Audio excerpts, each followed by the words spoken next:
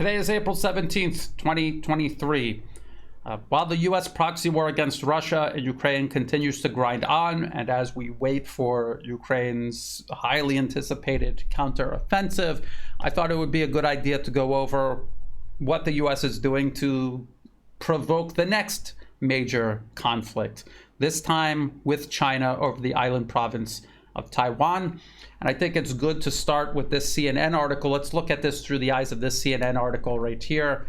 A weapons stockpile and asymmetric warfare, how Taiwan could thwart an invasion by China with America's help. So another proxy war, almost identical to Ukraine, except the fact that Taiwan is officially recognized by the United States as part of China. So this is the US getting directly involved in China's internal political affairs in complete violation of international law, and more specifically in everything regarding political independence and territorial integrity and prohibition against foreign political interference. Now, the article says when Taiwan's president Tsai Ing-wen defied warnings from China to meet with U.S. House Speaker Kevin McCarthy in California earlier this month, Beijing's aggressive military response reverberated around the world in actions that only fueled fears that communist-ruled China may be preparing to invade its democratically ruled neighbor.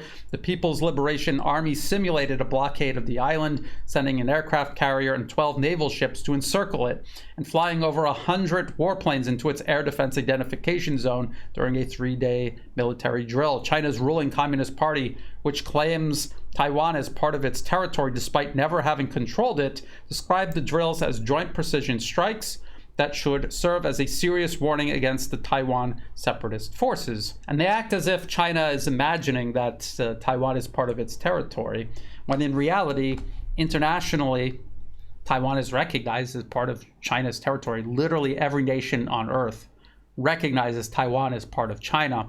The only debate is over which government is the sole legitimate government of all of China, the People's Republic of China in Beijing or the Republic of China in Taipei. And nobody seriously thinks the Republic of China in Taipei represents all of China.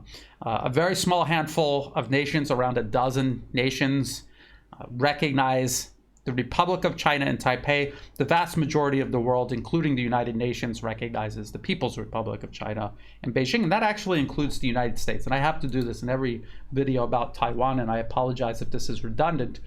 But let's look at the U.S. Department of State's own official website, U.S. Relations with Taiwan. And down here it says the United States' approach to Taiwan has remained consistent across decades and administrations. The United States has a long-standing one China policy. What does that mean? They don't explain what that means, and they leave that out very deliberately. But a one China policy means there's only one China, which includes Taiwan, and there's only one government ruling over China, and that is the People's Republic of China. And they don't spell that out, because if they did, they wouldn't be able to play this double game that they are, officially recognizing Taiwan as China, but also unofficially supporting separatism on the island province of Taiwan. They claim that this one China policy is guided by the Taiwan Relations Act, and they don't explain that this is an internal law passed by U.S. legislators and has absolutely nothing to do with China. It also talks about the 3 U.S.-China joint communiques and 6 assurances. And if you read these documents, which date back to the 1970s, they very unambiguously define what the one China policy is, which is what makes it all that much worse that the U.S. is trying to provoke a war over Taiwan, despite unambiguously recognizing it as part of China. It also says very clearly, we do not support Taiwan independence. That's even on the current U.S. State Department's official website. And yet they're talking about waging war with China over the status of Taiwan. This is the United States once again interjecting itself into the internal political affairs of another nation, a nation that is armed with nuclear weapons, which could trigger a potentially catastrophic conflict that will impact and set back all of humanity. This is what the United States is doing. Now, the article continues and it says, While Taiwan has long been a purchaser of weapons from the U.S. military, experts say the creation of such a stockpile could be vital to the island's defense because they're talking about creating a weapon stockpile. Because as China's recently simulated blockade showed, it could be incredibly difficult to supply the island with additional weapons if war does break out. Unlike Taiwan, Taiwan has no land borders, so any supplies would have to go in by air or sea, delivery methods that would be highly vulnerable to interceptions by the Chinese military. It also says Taiwan has also repeatedly raised concerns about delays in U.S. weapon deliveries amid the war in Ukraine. And that's important to keep in mind because all of these weapons that they're going to talk about that Taiwan should stockpile have all been sent to Ukraine, and there won't be additional stockpiles of these weapons available for years to come. Just keep that in mind. Following his meeting with Tsai, Speaker McCarthy tweeted, "Based on today's conversations, it's clear several actions are necessary. We must continue arms sales to Taiwan and make sure such sales reach Taiwan on time." This is more of the unqualified fantastical thinking that has infected U.S. leadership. It is infecting U.S. leadership and decisions they're making regarding their proxy war with Russia and Ukraine, and it's infecting their thinking in regards to this confrontation they have elected to pursue against China. The article says some of the weapons that the U.S. might be willing to provide include the Stinger and the Patriot missiles. The Stinger is a surface-to-air missile that can be fired by a single soldier, while the Patriot missile defense system is capable of intercepting enemy missiles and aircraft. Another weapon that could be stockpiled was the Javelin, a U.S.-made portable anti-tank weapon system that has been widely used by the Ukrainian military to target Russian tanks. The Patriot missile system exists in small numbers. There's very few to spare, and the interceptors used by it are also very scarce, and that was before they started sending them to Ukraine. The Stinger and the Javelin, large numbers of these don't exist, and production is very far behind. It will be years before the US can replace all of the systems they sent to Ukraine, and it will be years before Taiwan has any sort of stockpile of these weapons. And I'm going to get into it in just a moment why Stinger and Javelin missiles mean absolutely nothing in regards to a potential conflict between Taiwan and the rest of China. They also talk about the National Advanced Surface-to-Air Missile System, or NASAMS. They say it could be useful for targeting Chinese warplanes, as it was capable of firing the medium-range AIM-120 missile from ground level. This is another system that they don't have nearly enough to send to Ukraine. And are they going to be able to spare these for Taiwan in large enough numbers to make any difference? Highly unlikely. Other weapons that should be considered included the Loitering Munition drone, a so-called suicide drone that can be carried by a single soldier and is capable of destroying high-value targets, as well as other anti-armor and anti-ship weaponry. So a lot of these systems they imagine would be used by soldiers on Taiwan fighting, invading Chinese military troops. But in reality, and what China is openly preparing for, are long-range precision strikes on Taiwan and a blockade by air and sea. They do not need to step foot on the island of Taiwan. They can create a de facto blockade by just wiping out all of Taiwan's ports. Well, wiping them out in the first wave of strikes, and then even if they don't take the risk of encircling the whole island with their warships, they've effectively blockaded Taiwan, because how is Taiwan going to be resupplied by anyone if their ports are gone? You would have to create a port, which would likewise be the target of long-range precision missiles. This is something that China could fire from the mainland in large numbers, and this would be very difficult for Taiwan or the US to do anything about. But China also has a large enough Navy and Air Force to carry out an air and sea blockade.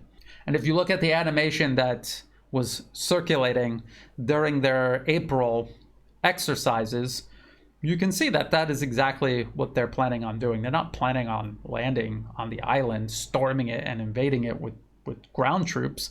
They're going to blockade it. And what they could ultimately do is create one humanitarian corridor that they themselves control, and they could deliver essentials to the people of Taiwan. And it would be very politically difficult for either the administration in Taiwan or their US backers to justify striking at this lifeline that would be keeping people fed and supplied with other essentials. So we're talking about weapons that are not really relevant. We're also talking about weapons that don't exist in large enough quantities to be effective, even if they were relevant. Another problem is just the general state of readiness of Taiwan and the armed forces of the administration there. This is from the Washington Post. Taiwan highly vulnerable to Chinese air attack, leaked documents show. Troubling details raise questions about U.S. intelligence agencies' ability to detect a pending invasion and the island's capacity to defend itself. Now, this is something that has been obvious long before these documents were leaked. Taiwan is unlikely to thwart Chinese military air superiority in a cross-strait conflict, while tactics such as China's use of civilian ships for military purposes have eroded U.S. spy agencies' ability to detect a pending invasion, according to leaked Pentagon assessments that contain troubling details about the self-governed island's ability to fend off war. The assessments state that Taiwan officials doubt their air defenses can accurately detect missile launches, that barely more than half of Taiwan's aircraft are fully mission capable, and that moving the jets to shelters would take at least a week. A huge problem if China launched missiles before Taiwan had a chance to disperse those planes, which, if there is a conflict, they most certainly are going to do. What is Taiwan using for their air defenses? They're using US-made Patriot missile systems. And what is their Air Force using as their largest number of modern warplanes? F-16s. And the Washington Post is still saying, by citing these leaked documents, that they wouldn't be able to fight off any sort of Chinese military operation targeting the island province.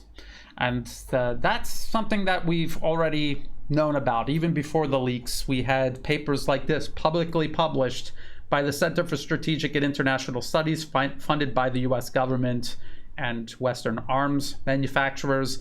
The first battle of the next war, wargaming a Chinese invasion of Taiwan. And in this paper, they admit that the armed forces on Taiwan would not be able to confront and stop any sort of Chinese military operation. They're specifically talking about a landing operation on the island itself. They say that the only chance of foiling some sort of Chinese military operation would be not only the direct intervention by the United States, but immediate intervention. As soon as any sort of military operation began, the US would have to intervene immediately. But in the paper, they also describe the outcome of that conflict, and it would be the entire destruction of Taiwan. So that's where we are right now in the year 2023. If we looked at this 10 years ago, it would not be nearly as bleak. And if we look at this come 2025, when the US claims China, seeks to take Taiwan by force, it'll be even worse for the US and their proxies on Taiwan. So it's not actually China that's in a rush, it's the United States. Beyond 2025, China knows that the necessity of any sort of military operation to reunify Taiwan with the rest of China will become less and less necessary. And the leverage the United States has will dwindle year by year until it unravels completely. They know that. That's why the United States, not China, is rushing for a conflict with China over Taiwan.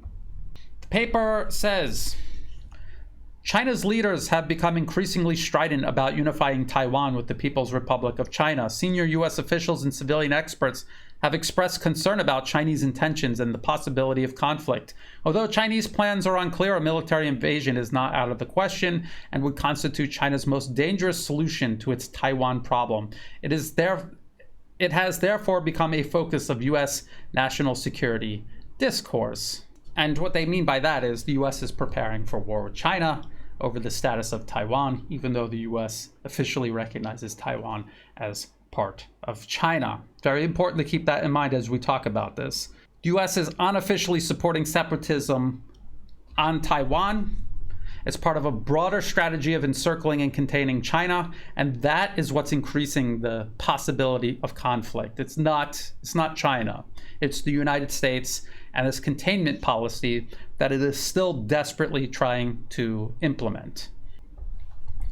The paper also talks about the vast destruction, death and destruction that will take place on Taiwan. A lot of it they infer China will do in the middle of its military operation, but it also in other places admits that the US will. If China doesn't destroy certain aspects of industry and infrastructure on Taiwan, the US will do it. And it even says at one point, ports and airfields enable the use of more varied ships and aircraft to accelerate the transport of troops ashore. They're talking about a Chinese landing operation. The United States may attack these facilities to deny their use after Chinese capture. So if the Chinese don't destroy it, the US will, to deny it. It's the use of this infrastructure by China, but it's also going to deny its use by the people actually living on Taiwan. And again, this is what they say about the success. A US success, this is what it would look like. In most scenarios, the United States, Taiwan, Japan defeated a conventional amphibious invasion by China and maintained an autonomous Taiwan. However, this defense came at a high cost. The United States and its allies lost dozens of ships, hundreds of aircraft, tens of thousands of service members. Taiwan saw its economy devastated. Further, the high losses damaged the US global position for many years.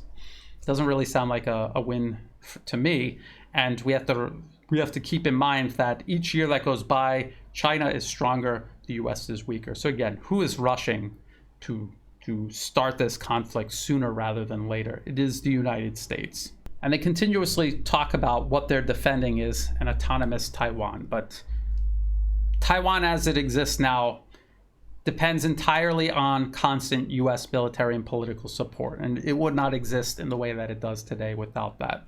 Economically, and I pointed this out many times before, Taiwan is already more or less integrated with the rest of China.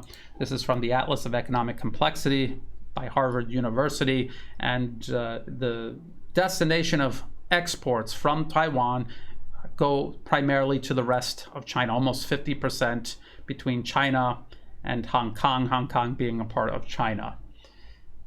And of course, imports, largest source of imports come from China, and that includes a lot of essential inputs for Taiwan's semiconductor and electrical component industry, which are Taiwan's biggest industries. What about their semiconductor industry? This is from Bloomberg. Taiwan tensions spark new round of US wargaming on risk to TSMC. And this is Taiwan's major semiconductor company. US contingency planning shows President Joe Biden has an acute dilemma over Taiwan's world-beating chip makers. And it says, contingency planning for a potential assault on Taiwan has been stepped up after Russia's invasion of Ukraine. According to people familiar with the Biden administration's deliberations, the scenarios attach heightened strategic significance to the island's cutting-edge chip industry led by Taiwan's superconductor manufacturing company, TSMC. In the worst case, they say the US would consider evacuating Taiwan's highly skilled chip engineers. And then it goes on and it explains that the extreme end of the spectrum, some advocate the US make clear to China that it would destroy TSMC facilities if the island was occupied in an attempt to deter military action or ultimately deprive Beijing of the production plants. Such a scorched earth strategy scenario was raised in a paper by two academics that appeared in the November 2021 issue of the U.S. Army War College Quarterly. So we have one U.S. government-funded think tank talking about blowing up ports and airports. You have another talking about destroying Taiwan's semiconductor industry. They're all admitting that a military conflict would utterly devastate Taiwan. They're talking about scorched earth. And they're still going to try to convince the world that the United States is involved in Taiwan to protect Taiwan. What's also ironic is the US continuously claiming that Beijing is trying to impose itself on Taiwan, while at the same time, the US itself is threatening Taiwan with import control measures to force them to send their semiconductor industry to the United States and to share technology with the United States. Essentially, what they're doing is stripping Taiwan of anything valuable and then setting it up for total destruction in a proxy war with the rest of China. That's exactly what they're doing. The Bloomberg article also says Taipei is feeling pressured by Washington on the chip front as attempts are also made to reduce Taiwan's role in the global supply chain, effectively diminishing what President Tsai Ing-wen has called the island's Silicon Shield. Well, maybe President Tsai Ing-wen thinks that that is a shield, but actually it's just something the US will strip away from Taiwan so that it could more easily feed it into the wood chipper of proxy war. Here's an article from Gizmodo. This is from 2022, October 2022. Taiwan official explains with extreme calm why the US doesn't need to blow up TSMC if China invades. So many people in Taiwan can see what the United States is planning to do. And they're watching the United States do it to Ukraine right now in Washington's proxy war with Russia. They understand that they are next, that the United States is not there to help Taiwan. They're there to help themselves entirely at Taiwan's expense. And they understand that their semiconductor industry will be either stolen or wiped out. And so they are trying to be reasonable with Washington and propose alternatives and claiming that, no, you don't really need to blow up our semiconductor industry to save it. That makes no sense. The article cites Taiwan's National Security Bureau Director General, who claims that even if China were to take over the entire island, TSMC facilities depend on a global supply chain, and all you have to do is cut the supply chains feeding into TSMC facilities based on the actual island, and they will not be able to serve the purpose of making chips. And whether that's true or not, it doesn't matter. I think the United States would feel very comfortable destroying them just to be on the safe side. We have to remember that this all goes back to the actual purpose of the US being involved in Taiwan in the first place. It has nothing to do with protecting Taiwan. It has everything to do with encircling, containing, dividing, and destroying China itself. And that the CSIS paper that I cited, ultimately it says, if the US succeeds, failure to occupy Taiwan might destabilize Chinese Communist Party rule. And that's the whole point of this, is to destabilize Beijing, maybe set the conditions up for regime change in China, and then to divide and destroy the country, just like they were trying to do to Russia in the 1990s after the fall of the Soviet Union. And if they create this armed conflict with China over Taiwan, they may even create the conditions necessary to impose a global blockade on Chinese maritime shipping. And of course, I've talked about in the past how the US Marine Corps reconfigured their entire force specifically to interdict shipping. They gave up all of their main battle tanks, the M1 Abrams that Marines have been using. They've gotten rid of all of them. And now they have adopted tactics and weapons specifically for stopping shipping, say imposing a blockade, blowing up shipping in say the Malacca Strait, for example.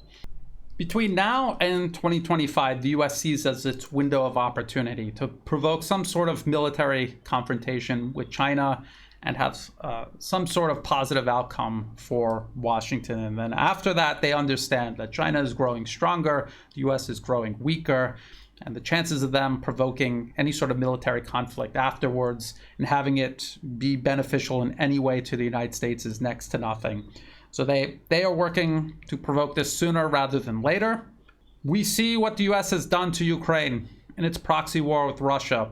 People in Taiwan have to be asking themselves questions about whether they should go down the same path as Ukraine or not. There are elections coming up early 2024, January 2024, And it is possible that a new administration may come into power in Taipei and may be more willing to work rationally with the rest of China in their own best interests of the people on the island of Taiwan and the best interests of all Chinese people on both sides of the strait.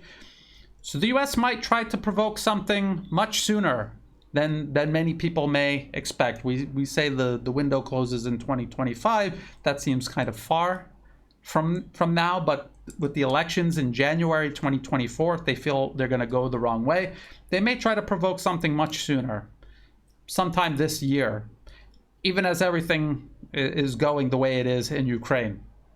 So we have to keep a very close eye on this. The West is trying to build consensus for war with China.